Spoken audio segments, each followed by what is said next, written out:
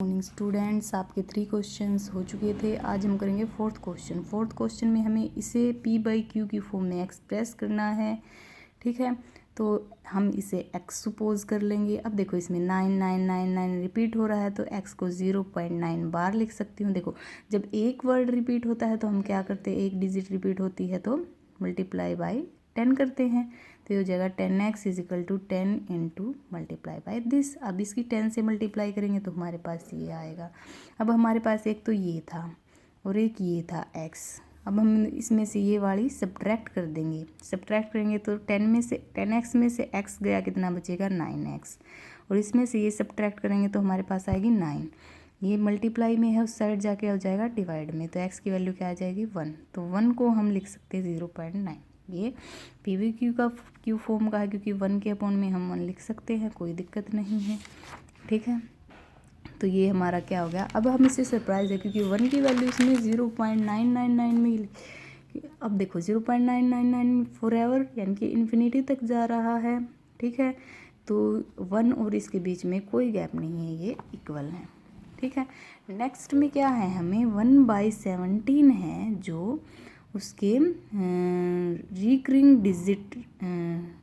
Recurring block में हमें decimal expansion find out करनी है। ठीक है, और डिवीज़न परफॉर्म करना है। तो 1 को हमें 17 से डिवाइड करना है। सिंपली डिवीज़न आपको करना आता है।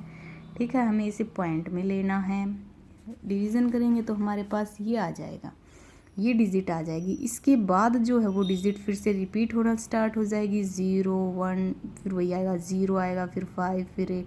तो हमारा यहाँ 1 पे एंड हो गया। हम स्टार्टिंग में 1 लेकर चले थे, मीन्स इसके बाद जो डिजिट आएंगी वो सारी रिपीट होती जाएंगी। तो यहाँ मैंने इसके बाद बार लगा दिया है। ठीक है, तो ये रिकरिंग है और नॉन टर्मिनेटिंग है, ये टर्मिनेट नहीं होगी।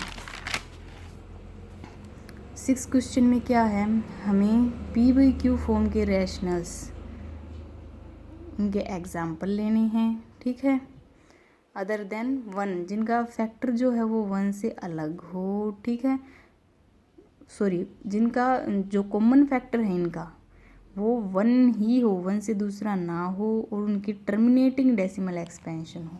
तो मैंने ये इस टाइप के लिए 5 और 2, देखो 5 और 2 में कुछ भी कॉमन नहीं आएगा, 4 5 में कुछ भी कॉमन नहीं आएगा।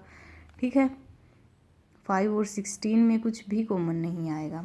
ठीक है, तो p/q की फॉर्म में 5/2 को 2 से डिवाइड करके देखेंगे तो 2.5 आ जाएगा। ऐसे इनको डिवाइड करके देखना है सिंपली।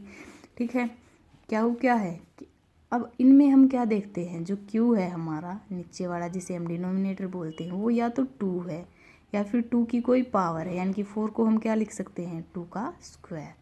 ठीक है, या फिर 2 और 5 का मल्टीपल है, यानी कि 2 × 5 इस फॉर्म का है।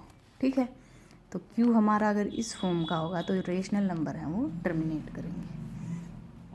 ठीक है, नेक्स्ट हमें नॉन टर्मिनेटिंग और नॉन रिकरिंग का एग्जाम्पल लिखना है। तो जितने भी इर्रेशनल नंबर होते हैं वो सारे नॉन टर्मिनेटिंग और नॉन रिकरिंग होते हैं हमारे पास। जैसे कि √2 है, √2 को हम सोल्व करके देखेंगे तो ये टर्मिनेट कभी भी नहीं होगी और ये नॉन रिकरिंग रहेगी, मीन्स ये रिपीट नहीं करेगी कहीं भी। यहाँ मैंने चेक करके, इसको कैसे चेक करते हैं, 2 लिया, 1 मल्टी यहाँ जो लेते हैं वो यहाँ भी वही लेते हैं हम। ठीक है, और फिर जो यहाँ होता है उसे हम यहाँ ऊपर लिख लेते हैं। तो 1 × 1 1 की मल्टीप्लाई करेंगे 1 आएगा। अब हम नेक्स्ट जब हम यहाँ पे पॉइंट लगाते हैं तो हम डबल ज़ीरो एक साथ लेते हैं। 1 नहीं लेते, एक सिंगल ज़ीरो नहीं लेते, हम डबल ज़ीरो लेते हैं। उसके बाद इन दोनों का सम करते हैं, 1 + 1 2। फिर उसके बाद हमें जो यहाँ लिखना होता है वही हमें यहाँ लिखना होता है। देखो 25, यहाँ अगर मैं 5 लिखूँ तो यहाँ भी 5 आएगा, तो 25 × 5 क्या हो जाएगा 125, इससे बड़ा हो जाएगा। तो यहाँ मैं लूँगी 4, यहाँ भी 4 और यहाँ भी लिखा जाएगा 4। ये 96 होता है, 24 4 जा। ठीक है, तो इसमें से 4 आ गया। फिर से डबल ज़ीरो लेंगे, इन दोनों का सम करेंगे, 24 + 4 28। अब जो यहाँ मैं लिखूँगी वही मुझे यहाँ भी लिखना पड़ेगा और वही यहाँ पे लिखा जाएगा। अब यहाँ पे अगर मैं 2 लिख दूँ तो वो बड़ा हो जाएगा 400 से, इसलिए मैं यहाँ पे 1 1 लिखूँगी, ये आ जाएगा। इससे इस तरह से आप अगर आगे करके देखोगे तो ये रिपीट नहीं करेगी। ठीक है, √3 और √7 का भी आप इसी टाइप से कर सकते हैं। ठीक है, तो आज हम यहीं तक करेंगे। Thank you so much.